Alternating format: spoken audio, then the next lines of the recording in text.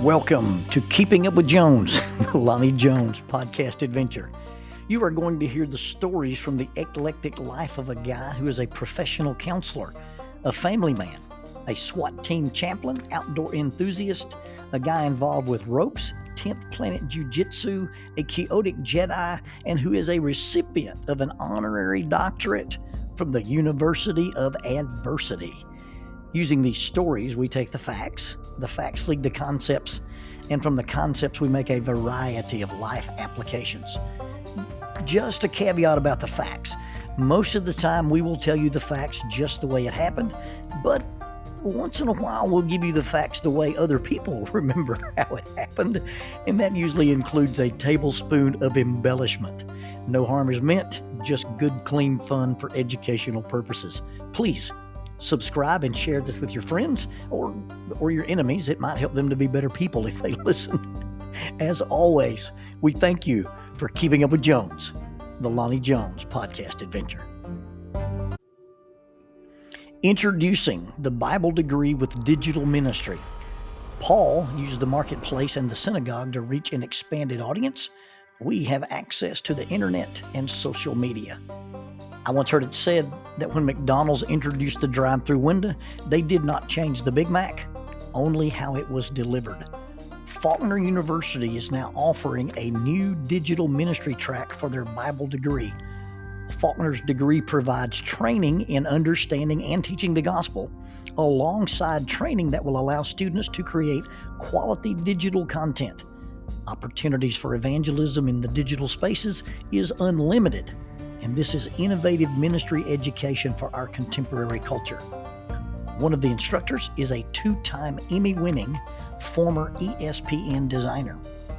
Members of the Church of Christ could be eligible for the full tuition Jack Zorn Scholarship in order to pursue this special area of study.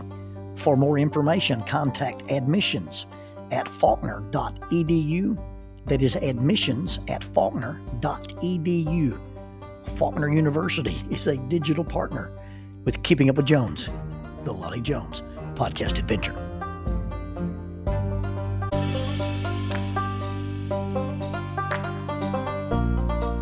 TKM Incorporated in Moss, Tennessee is a construction company that specializes in erosion control, seeding, and soil, hydroseeding, hydromulch, minor excavation, and silt fence.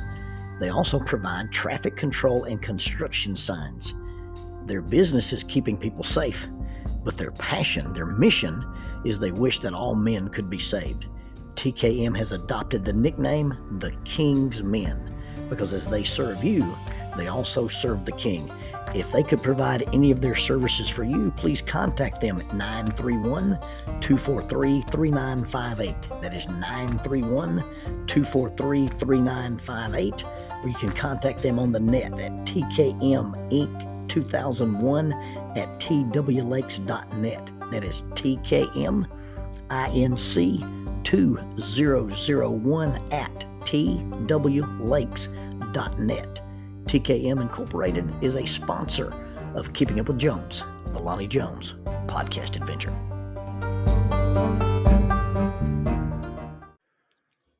In my defense, I was left unsupervised.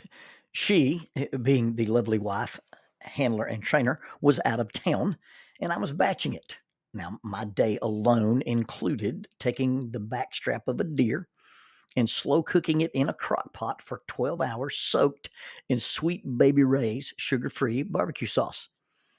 I ate breakfast at Casa de Waffles. I only ate protein. I had a double cheesesteak omelet on the side. I didn't get any carbs. I'm trying to be good while the wife is out of town. I did a small cardio workout. I attended a wrestling workout with a former Syracuse linebacker and an FBI defensive tactics instructor.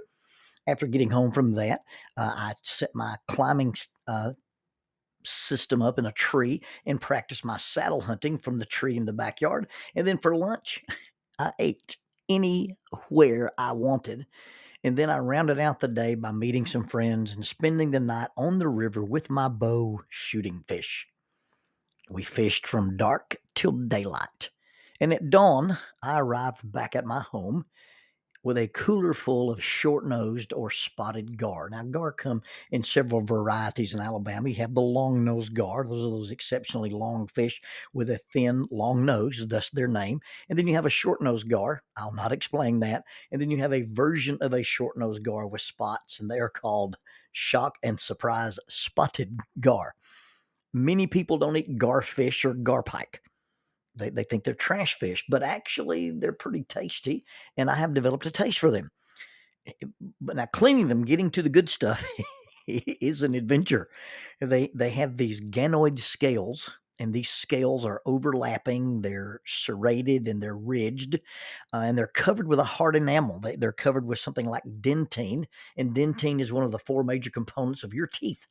It's an impressively robust and resilient armor, and you really got to mean it to get past it. But once you get past it, once you get the armored hide off, they will yield two long strips of white fillet meat, much like the backstrap of a deer. You take this single or these dual pieces of meat off the back of the fish, and this piece of meat runs from where the end of the head stops and the very first fin on the back of that fish starts.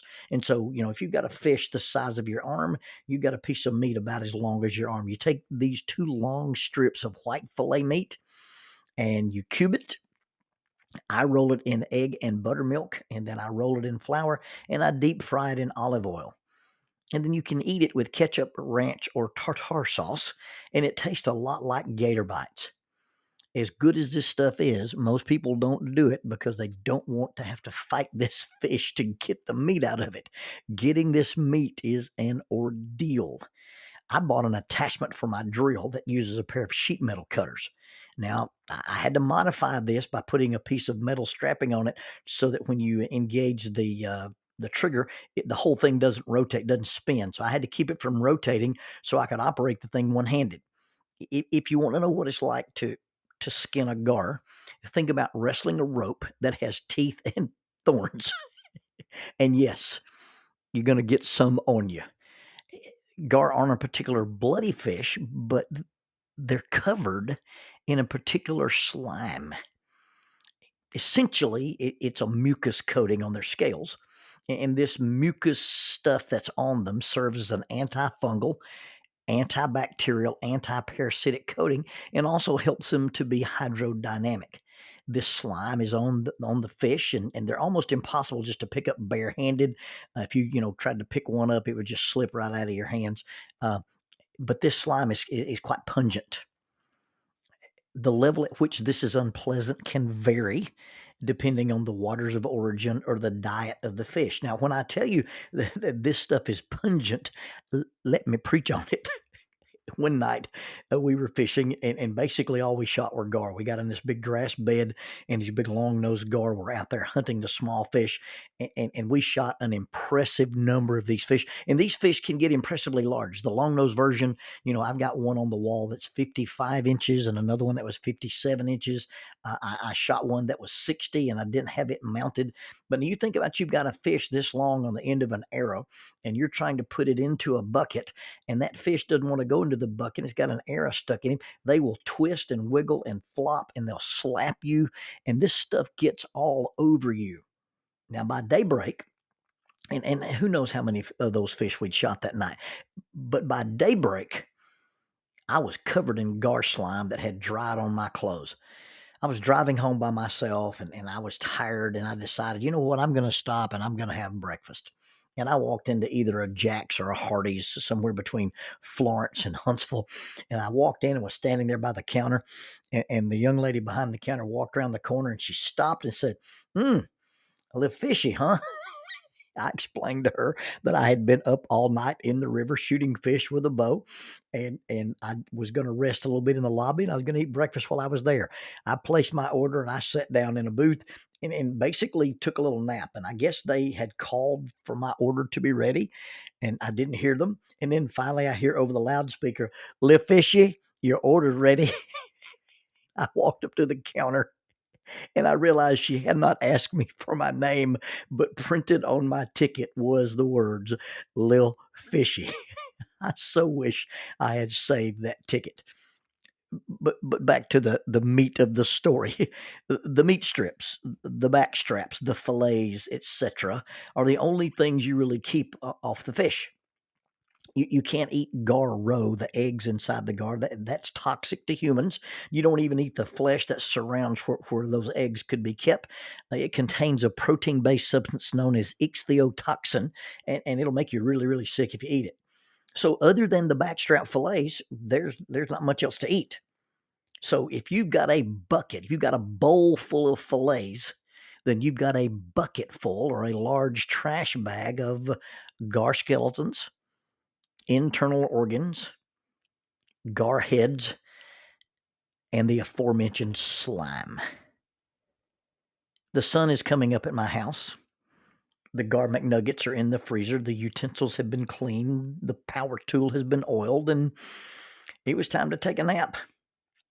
Upon waking, I got involved in some other stuff. I mowed the lawn.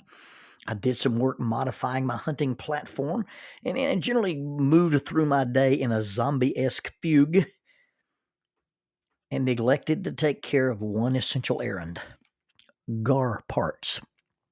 Not car parts, but gar parts. Sunday arrived, and I did my normal routine. I got up, I got ready, I bathed, I shaved, I dressed, and I headed to worship, and I was going to teach a class that day and preach at the PM service. As I made a turn around one of the corners, headed toward the church building, something in the bed of the tactical Toyota made a thud, and I remembered the undone errand. I remembered I had dismembered gar in a thick lawn bag and a Home Depot bucket in the bed of my truck. Now, normally on the same day that I clean the gar, I take them up and I put them in a green field and I spread them out for fertilizer in one of the places that I hunt. Well, now I've got them in the bed of my truck and I'm headed to church. I can't take them to church. Not that gar don't need church, but dead gar have no need of sanctification nor edification. Their life choices have been made at this point. So I came up with an emergency plan and I decided to put the whole mess into a dumpster. Permission to use said dumpster being implied rather than granted. Now, what I should have done is pulled up next to the dumpster, climbed into the bed of my truck, picked up the orange Home Depot bucket, held it over the top, and emptied it. But I was in a hurry. I was wearing my dress clothes. I was dressed for worship. I didn't want to climb into the bed of the pickup truck. And so all I did was just reached over the bed of the truck, and it's almost too tall for me to reach in since I've got the new tires on it. And I lifted the bag out of the bucket. And as I did so, I was assaulted with the overnight accumulation of scent molecules that had settled into the bottom of the bucket and now had been freed and was wafting about on the breeze because I had created this stirring of the air by moving this bag out of the bucket. Oh, it was nasty. In order to avoid the smell, I attempted simply to rocket the bag into the open dumpster. And in my attempt to sling the bag into the dumpster, I failed to notice the slime streamers from the bag. You see, dead gar skeletons have pointy things on them. Gar armor and gar hide have sharp edges, and I guess they indeed can perforate a bag. You see, I tried to toss the bag, and as I did, the slime streamers slung about everywhere. I attempted to get this into the dumpster, into the receptacle, and not get anything on me, and I noticed instantly that I had failed. I saw slime streaks on my gray pants. And I typically don't show up at church in tiger striped camo. My first thought was, well, maybe it'll dry and nobody will notice. I hopped into the truck. I closed the door and I was trapped inside. Disgusting. The smell had followed me, and I'm not sure if the smell was on my pants or just lingering in my nostrils.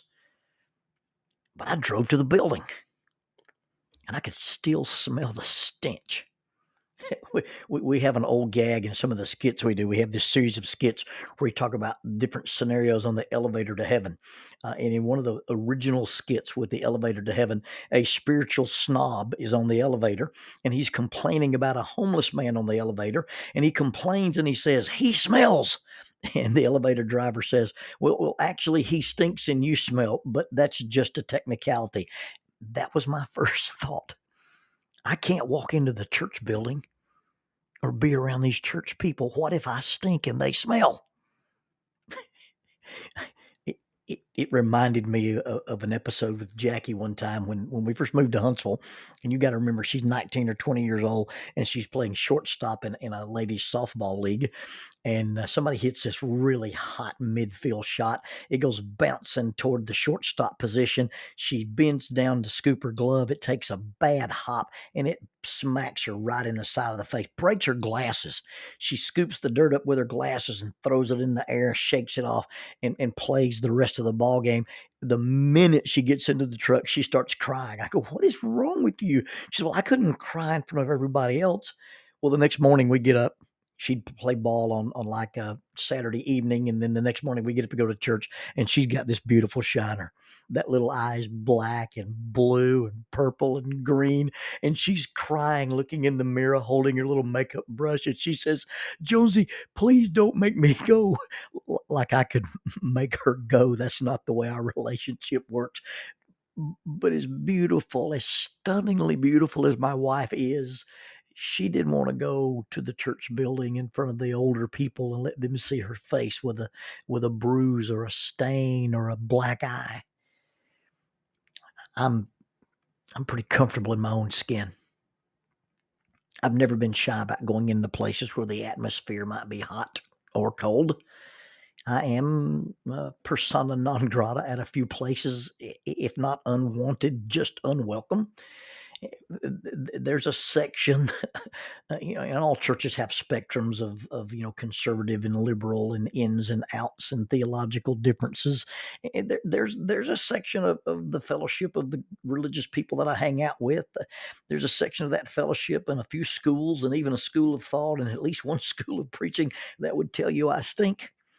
And I try not to think about it too much. I've jokingly said I've been asked to leave several places, but have been thrown out of none. But really never been uncomfortable even going into the places where I knew I might be at odds with somebody. I'm fairly comfortable with who I am and fairly comfortable with who I'm not. But here I was, uncomfortable about going into my own home church. Here I was uncomfortable going in and facing my people, my friends, my fellow believers, the people who are religiously and theologically simpatico with me. And yet here I was uncomfortable and unsure about walking in. What if I stink and what if they smell? I know. I'll sneak inside and pull one of the leaders aside and I'll ask if I'm okay to go in. I'll ask one of the members, "Hey, do you notice anything wrong with me?" I'll get one of my close friends and I'll just ask him, "Hey, do I stink? And do you smell?" I've never understood why people are hesitant to visit a church. Oh, I get my wife not wanting to go in with her black eye, but I've never understood why people were hesitant to visit a church. I've never understood it until now. What if there's something about me that makes people uncomfortable with me? What if there's something about me that makes me uncomfortable with me? What if they know? What if they notice? And it's not just that I think I stink, but what if they smell? What if they sniff out my secret, my nervousness? What if they smell the stuff that got on me? What if they notice or know about the dirt, the grime, the slime? I didn't do it on purpose. But I wasn't being smart, and I wasn't being totally innocent when I got slimed. But here I am standing outside the building, and I'm worried about being around clean people. I'm worried what will the clean people think, and if they notice that I have obvious signs of being tainted or contaminated. I have the confidence that I love these people and they love me, and I decided to go in anyway. That doesn't mean they won't tease me, but I decided to go in anyway, and I sang and I prayed and I listened and I gave and I communed and I fellowshipped and I even taught. I didn't hide in a corner or avoid people, and if they smelled, they didn't say a word. If anybody saw the stains, real or imagined, they didn't point them out, and I didn't catch anyone staring. Years and years ago, when I first started my private practice, a client got referred to me, and he didn't bathe. He would end up being the most severe case of obsessive-compulsive disorder that I've ever met in my entire career. But he was also schizophrenic, and he was dealing with unbearable, complicated grief. All the previous therapists that he'd gone to had told him, do not come back until you've had a bath. And he didn't bathe, and he didn't return. But I saw him. I never said a word about how he smelled. I dealt with his grief. I dealt with some of his obsessions and some of his compulsions, and we developed a relationship. We developed a rapport. After about 6 visits, he asked me whether or not I had noticed his odor. And I told him that I had. And he asked, was it bad? I told him it was real bad. And he asked me why I never made an issue of it. And I told him that wasn't his worst problem. You see, if we could cure the grief, if we could address the delusions, if we could educate him about the anxiety, then probably the bathing would take care of itself. It's a false notion that only clean people attend church.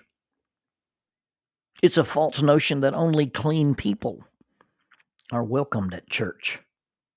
Cleaned people attend church, and once we realize the difference in clean and cleaned, once we recognize that the difference is that at one time and even still all of us were stained or slimy, and sometimes we still get that way, but we go to church for cleansing. And it's not that only clean people attend church, but cleaned people attend church. You see, people don't come to our churches to learn our dress code, to learn our vocabulary, or modify the habits that we find disgusting, offensive, or are not approved of. They come to church to find relief from sin, to cope with hurt, to find hope, to find love, and to meet a God who loves them no matter what was on them when they came in trying to find him. You don't get clean and find God. You find God and get cleansed.